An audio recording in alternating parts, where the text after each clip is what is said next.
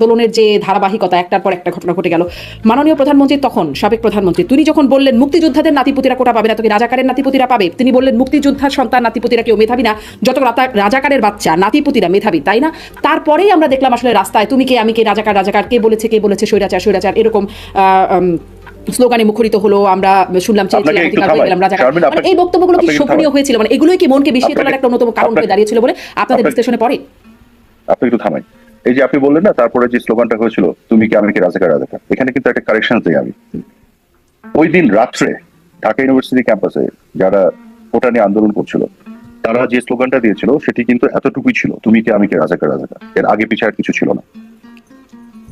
ওই দিন রাত্রে যত স্লোগান হয়েছে এই স্লোগানগুলোর ভিডিও ফুটেজ আছে আমার কাছে, এবং আপনারা কেউ যদি ওই দিন রাত্রের কোনো ভিডিও ফুটেজ দেখাতে পারেন তুমি কি আমি কি, রাজাকার রাজাকার, এটার আগে বা পিছে অন্য কিছু আছে, তাহলে আমি আবার আমার রাজনীতি ছেড়ে দেবো।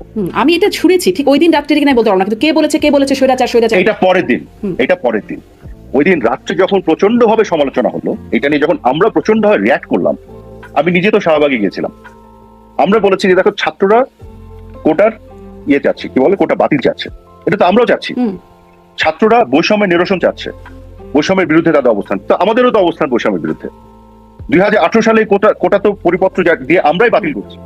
যখন উচ্চ আদালত এটাকে আবার ফিরিয়ে আনলো তখন এটার বিপক্ষে তো আমরাই আপিল করেছি এটাকে বাতিল করার জন্য। কাজেই তাদের দাবির সাথে আমাদের দাবির তো কোনো পার্থক্যই ছিল না, শুধু একটা পার্থক্য, তারা একটা জিদ করছিল আপনাদের এখনই ঘোষণা দিতে হবে একটা কমিশন করে এটা করা সেটা করা। আমরা বলছিলাম যে এটা যেহেতু একটা সাবজুডিস ম্যাটার হয়ে গেছে, বিচারিক প্রক্রিয়া চলে গেছে, আমরা বিচারিক প্রক্রিয়াতে সমাধান করছি।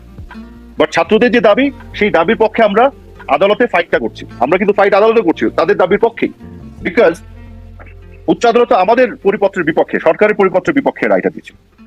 তো আমি যেটা বলেছিলাম যে তাদের দাবির সাথে আমরা একমত, তাদের দাবির পক্ষে আমরা আদালতে ফাইট করছি, তাদের সাথে আমাদের কোনো দ্বিমত নাই। কাজে এখানে কারো তো রাজাকার হওয়ার দরকার নাই এই দাবি আদায়ের জন্য। কিন্তু প্রধানমন্ত্রী যেটি বললেন, দ্বিমত তো স্পষ্ট বোঝা যাচ্ছে যে মুক্তিযোদ্ধার নাতিপুতিরা কোটা পাবে না, তো কি রাজাকারের নাতিপুতিরা কোটা পাবে?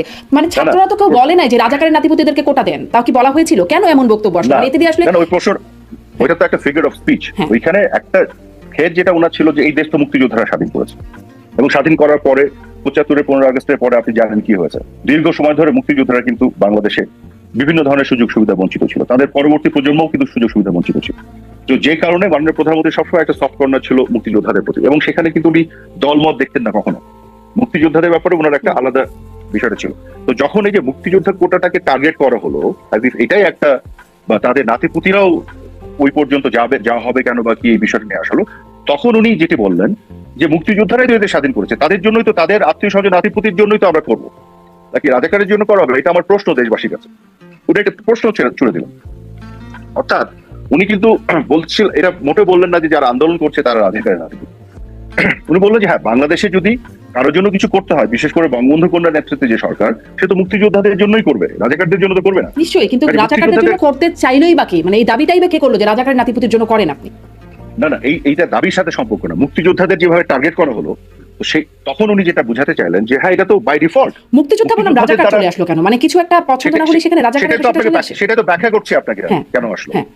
এটা তো আসবেই যে মুক্তিযোদ্ধাদেরকে যখন বলা হচ্ছে যে তাদের কেন নাতিপুতিরা পাবে বা এইভাবে যখন বলা হচ্ছে, তখনই তো উনি বললেন বাই ডিফল্ট হ্যাঁ মুক্তিযোদ্ধাদেরই তো করা হবে, তো রাজাকারদের করা হবে না। এটা তো একটা ডাইলেক্টিভ রিলেশনশিপ আছে তো মুক্তিযোদ্ধার সাথে রাজাকারদের, আছে তো, যে দেশ স্বাধীন হলো এই দেশে তো মুক্তিযোদ্ধাদের করা হবে, রাজাকার নাতিপুতি করা হবে না। মুক্তিযোদ্ধা রাজাকারের বাইরে আমরা তো অনেক সাধারণ মানুষ রয়ে গেছি। না, আমি শেষ করি। হ্যাঁ, অফকোর্স।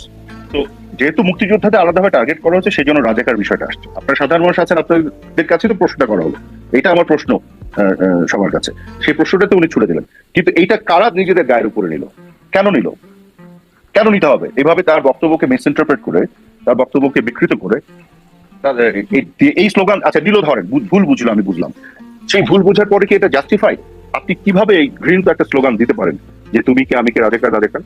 এবং আপনি সেদিন পুরো সময় ধরে এই স্লোগানই দিয়েছেন, কিন্তু একবারও বলেননি চাইতে গেলাম অধিকার, হয়ে গেলাম রাজাকার, বা তুমি কি আমি কি, রাজাকার রাজাকার, কে বলে স্বৈরাচার স্বৈরাচার। এটা কিন্তু পরের দিন তারা এটাকে অ্যাড করেছে তাদের এটাকে জাস্টিফাই করার জন্য, কারণ তারা হয়তো পরের দিন বুঝতে পেরেছে যে তারা ঠিক করে। তো তখন তো একটা তারা বুঝতে পেরে ঠিক করলো, কিন্তু প্রধানমন্ত্রী কি বুঝতে পেরে ঠিক করলেন? মানে এর আগে 18তেও যখন কোটা আন্দোলন হয়েছে তখন আমরা শুনেছি সরকারের পক্ষ থেকে তারা রাজাকারের বাচ্চা এরকম বলা হয়েছে আর কি। তো মানে এই বিষয়টা কি বোঝা গেল?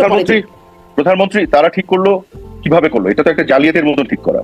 হ্যাঁ, নিজেকে রাজাকার দাবি করে পরের দিন এটা ঠিক করে পরে আবার দাবি করা হলো না আমরা তো রাজাকার বলি না, এটাকে ঠিক করে বলা যাবে না। কিন্তু প্রধানমন্ত্রী তো ব্যাখ্যা দিয়েছেন পরে যে কোনো ছাত্রদেরকে আন্দোলনকারী কাউকে তো রাজাকার বলা হয়নি।